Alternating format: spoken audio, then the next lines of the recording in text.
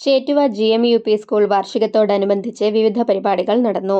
ഓടാത്ത KSRTC bus multipurpose അക്ഷരവണ്ടിയാക്കി മാറ്റിയതും പുതിയ school കവാടം സമർപ്പിക്കലും 116-ാം വാർഷികാഘോഷങ്ങളുടെ ഉദ്ഘാടനവും NK അക്ബർ MLA നിർവഹിച്ചു.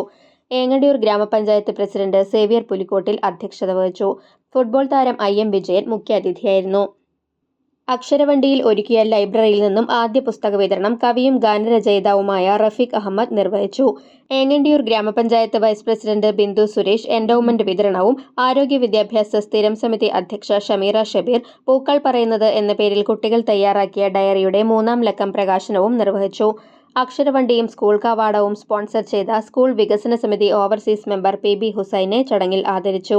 പ്രധാന അധ്യാപകൻ PB സജീവ്, സ്കൂൾ വികസന സമിതി രക്ഷാധികാരി MA ഹാരിസ് ബാബു, ഏങ്ങണ്ടിയൂർ ഗ്രാമപഞ്ചായത്ത് സ്ഥിരം സമിതി അധ്യക്ഷരായ സുനിൽ കാര്യാട്ട്, ഉഷ V പുരുഷോത്തമൻ, പഞ്ചായത്ത് അംഗങ്ങളായ RA സൈഫുള്ള, നൌഷാദ് കൊട്ടിലിങ്ങൽ, റോഷ്നി ടീച്ചർ, ഷക്കീല ജമാൽ, ഏങ്ങണ്ടിയൂർ കാർഷിക സഹകരണ bank president Uthaman, OSA secretary PM Muhammad Rafi, PTA president KI Noorjahan, MPTA president doctor Fathima Naufal, school leader Muhammad Nadal തുടങ്ങിയവർ സംസാരിച്ചു.